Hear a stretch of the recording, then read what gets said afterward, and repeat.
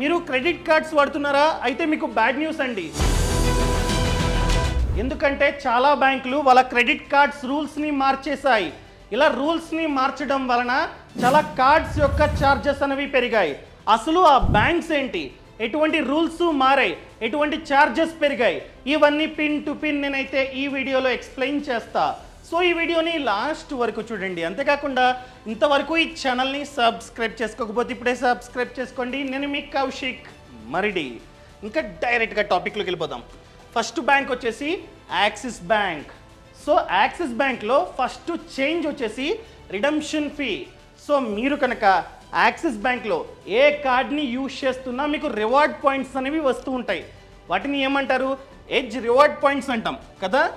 మీరు యూజ్ చేస్తున్నారనుకోండి, మీరు ఎంత యూజ్ చేస్తే అన్ని రివార్డ్ పాయింట్స్ అనేవి మీకు వస్తూ ఉంటాయి. సో ఇక్కడ నుండి మీరు కనుక ఆ రివార్డ్ పాయింట్స్ని రిడీమ్ చేసుకోవాలంటే ఛార్జ్ ఫీ అనమాట. దాన్నే రిడమ్షన్ ఫీ అంటాం.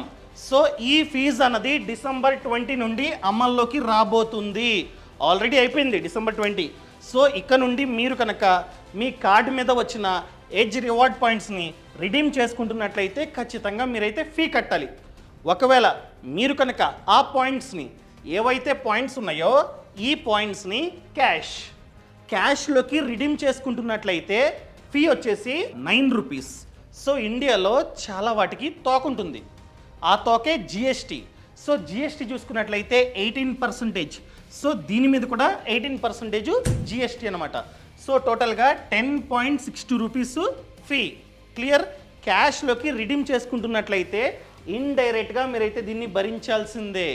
అదేవిధంగా మీరు కనుక మైల్స్లోకి ఆ పాయింట్స్ని రిడీమ్ చేసుకుంటున్నట్లయితే ఫీ ఉంది. ఎంత? 199 ప్లస్ 18% జిఎస్టీ. టోటల్గా 234 రూపీస్ మీరైతే ఫీని ఇండైరెక్ట్గా పే చేయాలి. అండ్ మీకు డౌట్ వచ్చే ఉంటుంది, ఏంటిది మైల్స్ రిడెంప్షనా అంటే ఏంటి? మైల్స్ అంటే కిలోమీటర్స్. ఏదైతే మీరు రిడీమ్ చేసుకున్నారో, ఏదైతే పాయింట్స్ని మీరు మైల్స్ రూపంలోకి రిడీమ్ చేసుకున్నారో ఆ డబ్బుని మీరు ట్రావెల్ ఎక్స్పెన్సెస్కి యూజ్ చేసుకోవచ్చు. లైక్ ఫ్లైట్స్కి, హోటల్స్కి, ఎక్సెట్రా.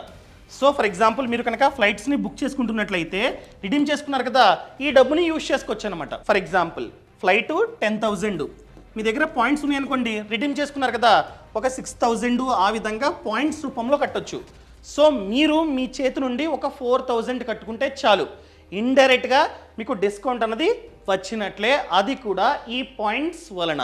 సో గోయింగ్ ఫార్వర్డ్ మీరు కనుక ఆ పాయింట్స్ని రిడీమ్ చేసుకుంటున్నట్లయితే ఖచ్చితంగా ఫీజు మీరైతే కట్టాలి. అర్థమైందండి? నెక్స్ట్ వచ్చేసి యాక్సిస్ బ్యాంకు వాళ్ళ కార్డ్స్ మీద వడ్డీని పెంచింది. ఇంతకుముందు వడ్డీ చూసుకున్నట్లయితే 3.6%, కానీ ఇక్కడ నుండి 3.75% పర్ మంత్. ఇది పర్ మంతే. సో మంత్కి 3.75% అంటే ఇయర్కి 45%, which is very high. So మీరు కనుక యాక్సిస్ బ్యాంక్ క్రెడిట్ కార్డ్ని యూజ్ చేసుకొని ఆన్ టైంలో అవుట్ స్టాండింగు లేదా మినిమం అమౌంట్ రెండూ కట్టడం మానేశారనుకోండి, ఎంతైతే డబ్బుని యూజ్ చేసుకున్నారో దాని మీద గోయింగ్ ఫార్వర్డ్ ఇంత ప్రతి మంత్ ఇంత వడ్డీ పడుతుంది, జాగ్రత్త. అదేవిధంగా ట్యాడ్ ఫీ. ట్యాడ్ అంటే టోటల్ అమౌంట్ డ్యూ ఫీ అనమాట. సో మీరు కనుక out standing, minimum amount due ఏది కట్టకుండా మానేశారనుకోండి, వడ్డీ పడుతుంది. వడ్డీతో పాటు లేట్ పేమెంట్ ఛార్జెస్ పడతాయి. అండ్ దాంతోపాటు ఒకవేళ మీరు కనుక 2 మంత్స్ పాటు ఏది కట్టలే, అవుట్ స్టాండింగు కట్టలే, అదేవిధంగా మినిమం అమౌంట్ డ్యూ కట్టలే, ఇలా 2 మంత్స్ పాటు బ్యాక్ టు బ్యాక్ కట్టకుండా మానేశారనుకోండి, ఎక్స్ట్రాగా ఈ ఫీ కూడా పడుతుంది. అర్థమైందా అండి? ఈ ఫీ ఇంతకుముందు తక్కువ, కానీ ఇప్పటి నుంచి ఎక్కువ పెంచింది బ్యాంకు, యాక్సిస్ బ్యాంకు అన్ని కార్డ్స్ పైన. సో ఫీజు చూసుకున్నట్లయితే 500 వరకు నిల్. ఒకవేళ అవుట్ స్టాండింగ్ అన్నది 501 నుండి 5,000 వరకు ఉన్నట్లయితే 500 ఫీ అనమాట. అదే 5,001 రూపీ నుండి 10,000 వరకు అవుట్ స్టాండింగ్ ఉన్నట్లయితే ఫీ వచ్చేసి 750. అదే అవుట్ స్టాండింగ్ అన్నది 10,000 కంటే ఎక్కువ ఉందనుకోండి, అలాంటప్పుడు ఫీ వచ్చేసి 1,200 అనమాట. సో దీన్ని పెంచింది. చాలా అంటే చాలా జాగ్రత్త. అదేవిధంగా ఈ యాక్సిస్ బ్యాంక్లోనే చాలా కార్డ్స్ ఉన్నాయి. వాటిల్లో ఒకటి Airtel axis bank credit card. ఈ కార్డు వాడుతున్న వాళ్ళకి 25% వరకు క్యాష్ బ్యాక్ అన్నది రానుంది. ఎప్పుడు? వాళ్ళు కనుక ఎయిర్టెల్ థ్యాంక్స్ యాప్ నుండి వాళ్ళు ఎయిర్టెల్ థ్యాంక్స్ యాప్ నుండి యాక్టివ్ కనెక్షన్స్కి అంటే ఆల్రెడీ ఉన్న కనెక్షన్స్కి రీఛార్జ్ చేసుకుంటున్న బిల్స్ కడుతున్నా మీకు 25% వరకు క్యాష్ బ్యాక్ అన్నది వస్తుంది. ఓన్లీ ఈ కార్డ్ యూజర్స్కి మాత్రమే. ఇది యాక్సిస్ బ్యాంక్ కార్డ్ అనమాట. క్లియర్? ఇంతవరకు మీరు యాక్సిస్ బ్యాంక్ అప్డేట్స్ని చూశారు. నెక్స్ట్ వచ్చేసి AU small finance bank. So ఈ రూల్స్ అనేవి డిసెంబర్ 22 నుండి మారుతూ ఉన్నాయి. సో ఈ బ్యాంక్లోనే చాలా కార్డ్స్ ఉన్నాయి.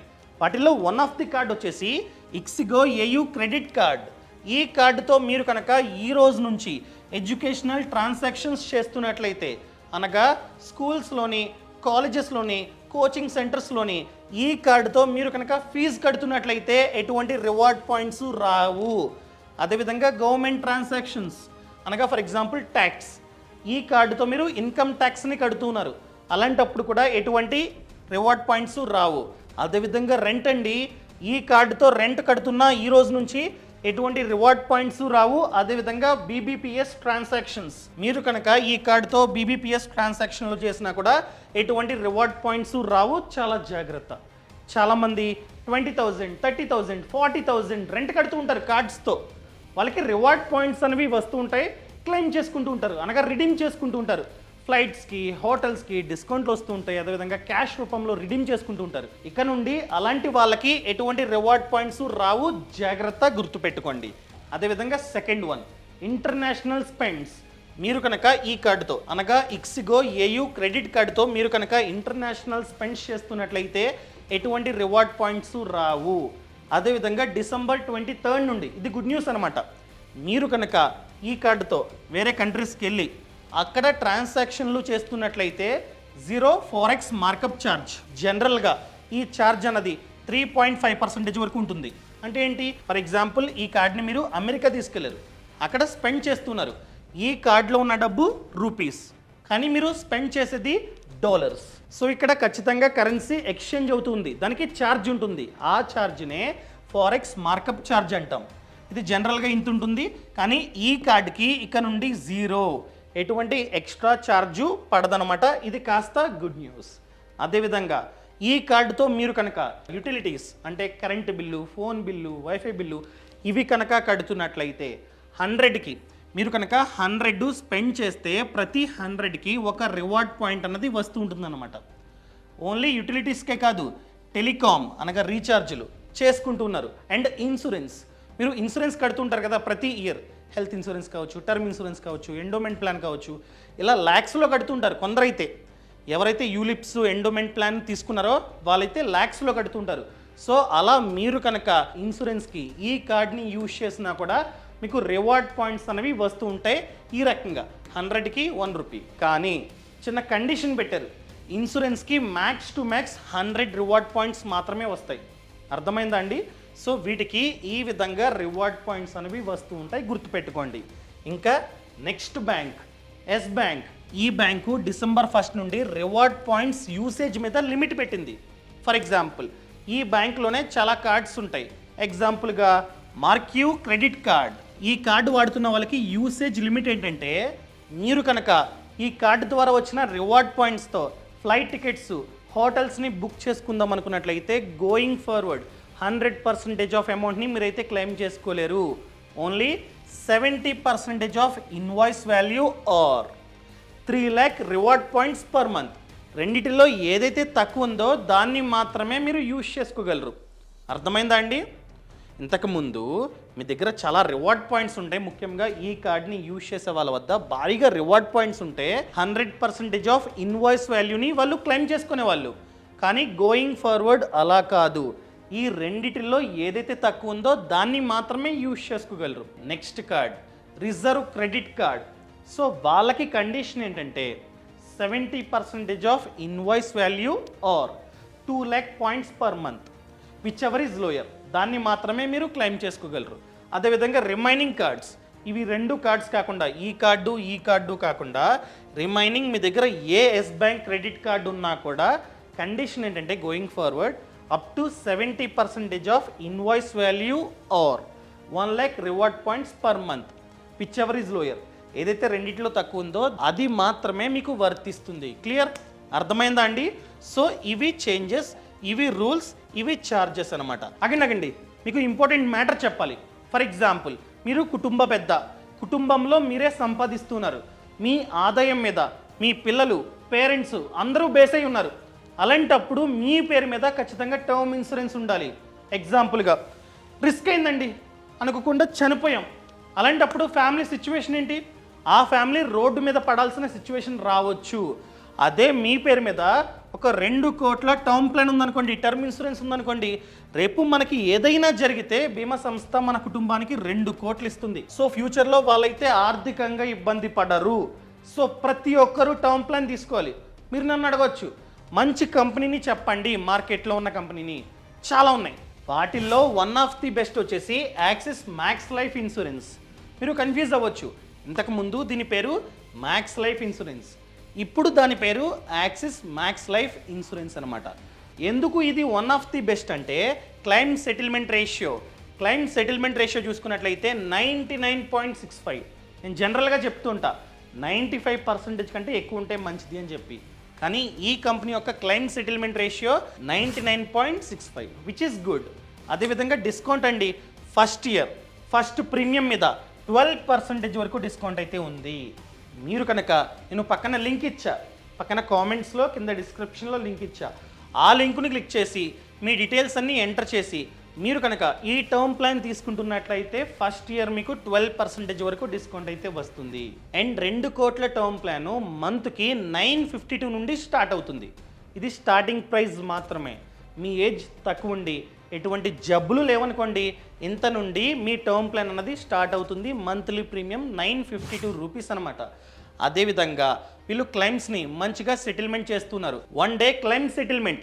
సో మీరు కనుక అప్లై చేస్తే 1 డేలోనే క్లైమ్ సెటిల్మెంట్ అవ్వడానికి ఛాన్సులు చాలా ఎక్కువగా ఉన్నాయి. అదేవిధంగా రెన్యువల్ రేట్ చూసుకున్నట్లయితే 91.9% విచ్ ఈజ్ హై. అదేవిధంగా easy refund. For example, policy తీసుకున్నారు, మీకు నచ్చలేదనుకోండి, మీరు 30 డేస్లోనే క్యాన్సిల్ చేసుకోవచ్చు. వాళ్ళైతే డబ్బుని రిఫండ్ కూడా ఇస్తారనమాట. అదేవిధంగా సాల్వెన్సీ రేషియో చూసుకున్నట్లయితే 190% which is very good. So 150 ఆ విధంగా ఉంటే చాలు, కానీ 190 ఉందన్నమాట. అండ్ కోటి మంది ఆల్రెడీ ఈ కంపెనీ వద్ద టర్మ్ ప్లాన్ తీసుకున్నారు. దీని యొక్క ఏయుఎం చూసుకున్నట్లయితే 1.2 lakh crore అనమాట. అర్థమైందండి? 1,20,000 కోట్ల డబ్బు వీళ్ళ వద్ద ఆల్రెడీ ఉంది. దాన్నే ఏయుఎం అంటాం. సో ఒకవేళ మీరు కనుక తీసుకుందాం అనుకున్నట్లయితే తీసుకోవచ్చు. అండ్ క్రిటికల్ ఇల్నెస్ రైడర్, మీరు కావాలంటే 64 క్రిటికల్ ఇల్నెస్ రైడర్ని కూడా యాడ్ చేసుకోవచ్చు అనమాట. అండ్ క్లైమ్ ఇంటిమేషన్, ఇలా క్లైమ్ చేసుకుంటున్నాం, రిస్క్ అయింది అని చెప్పగానే 2 లక్షలు అడ్వాన్స్గా మీకైతే ఇస్తారు. అండ్ దాంతోపాటు ఇన్కమ్ ట్యాక్స్ని మీరైతే ఆదా చేసుకోవచ్చు అనమాట. సో అన్నీ బాగున్నాయి. ఒకవేళ మీరు కనుక తీసుకుందాం అనుకుంటున్నట్లయితే ఈ వెబ్సైట్ లింకు కింద డిస్క్రిప్షన్లో పక్కన కామెంట్స్లో ఇచ్చా, క్లిక్ చేసి మీ సమాచారం అంతా కరెక్ట్గా ఇచ్చి మీరైతే తీసుకోవచ్చు అనమాట. సో తీసుకున్న తర్వాత ఏదైనా రిస్క్ అయితే, ఫర్ ఎగ్జాంపుల్ 2 కోట్ల టర్మ్ ప్లాన్ తీసుకున్న తర్వాత ఏదైనా రిస్క్ అయితే మన కుటుంబానికి 2 కోట్లు ఇస్తుంది ఈ బీమా సంస్థ. సో లింక్ అనేది కింద డిస్క్రిప్షన్లో పక్కన కామెంట్స్లో ఇచ్చా, ఖచ్చితంగా తీసుకోండి, ఉంటే చాలా మంచిది. సో ఇంతవరకు ఈ ఛానల్ని సబ్స్క్రైబ్ చేసుకోకపోతే ఇప్పుడే సబ్స్క్రైబ్ చేసుకోండి. నేను మీ Kaushik Maridi. Thank you so much. Thanks for watching. Jai Hind.